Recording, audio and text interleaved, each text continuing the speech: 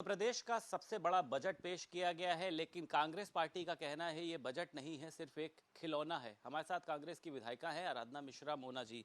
Ma'am, ये बताइए, लगातार विपक्ष इसको लेकर सवाल खड़े कर रहा है और भारतीय जनता पार्टी कह रही है कि अब तक का सबसे बड़ा बजट है ये। देखिए, आकार बड़ा होने से बजट बड़ा नहीं हो जाता। दृढ़ इच्छा शक्ति होनी चाहिए सरकार को उस बजट को खर्च करने की और जनता की मूलभूत सुविधाओं का ध्यान रखने की। अगर पिछला बजट भी देखें तो वो भी सबसे बड़ा बजट था, बहुत धूल पीटा था भाजपा ने, पर 50% से भी कम और कुछ विभागों में तो 30% से भी कम बजट सरकार खर्च कर पाई थी। तो ये इच्छा शक्ति सरकार में होनी चाहिए। दूसरी बात, इस बजट में कोई भी नई योजना नहीं है, और नई तो छोड़ दीजिए, जो सरकार ने अपने घोषणा पत्र में कहा था उनकी का भी जिक्र इस बजट में कहीं नहीं दिखाई देता। चाहे वो महिलाओं का होली दिवाली पे 2 सिलेंडर देने की बात हो, बेटियों को स्कूटी देने की बात हो, नौजवान को रोजगार देने की बात हो, या फिर जितनी भी किसानों की आय को दुगना करने की बात हो, तो कहीं भी किसी भी वर्ग के लिए इस बजट में नया कुछ भी नहीं है। और पुराने वायदों को भी भारतीय जनता पार्टी जैसा हमेशा करती आई, वो चुनाव के बाद वो वायदे भूल जाती है, उनके लिए तो जुमला हो जाता है। तो ये एक और जुमले वाली जो उनका बजट है वो सबके सामने पेश किया। जातिवाद जनगणना को लेकर बात चल रही है। जब भारतीय जनता पार्टी के नेताओं से बात होती है तो वो कहते हैं कि केंद्र सरकार का इसमें इन्वॉल्वमेंट है। केंद्र में भी इनकी सरकार है, प्रदेश में भी इनकी सरकार है। क्यों, क्या लग रहा है आपको, भारतीय जनता पार्टी क्यों नहीं कराना चाह रही है? देखिए, जनगणना कराना केंद्र सरकार की जिम्मेदारी है, ये तो केंद्र सरकार को निर्णय लेना चाहिए।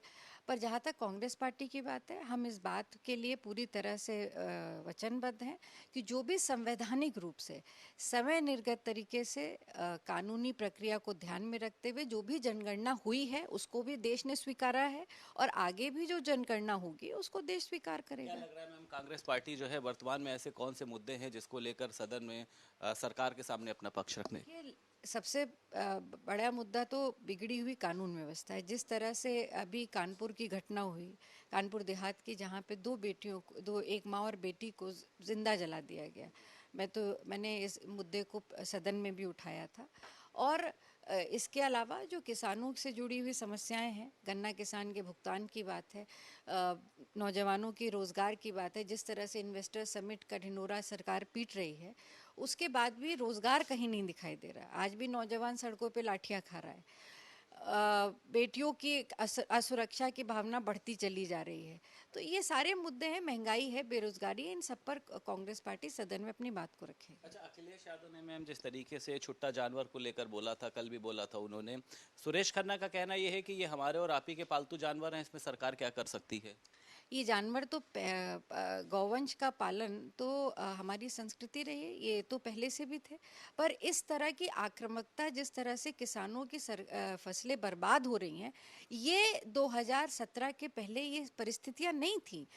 आज ये 2017 के बाद से लेकर आज तक ये जो परिस्थिति आई है कि किसान हर तरफ आवारा पशुओं से परेशान है, अपनी फसल को नहीं बचा पा रहा है, ये बड़ा मुद्दा है, गंभीर मुद्दा है, और इस पर सरकार को निर्णय लेना चाहिए। या तो आप गोवंश की रक्षा के लिए आप उचित व्यवस्था कीजिए, और उसके साथ साथ अगर किसानों का नुकसान हो रहा है फसल का, तो उनको मुआवजा मिलना चाहिए। बहुत शुक्रिया मैम। हमारे साथ कांग्रेस की विधायिका आराधना मिश्रा मोना जी थे, जिन्होंने साफ तौर पर कहा है कि भारतीय जनता पार्टी ने बजट के रूप में एक छलावा पेश किया है और कांग्रेस पूरी तरीके से महिलाओं के मुद्दे को लेकर, किसानों के मुद्दे को लेकर सदन में अपनी आवाज़ उठाएगी।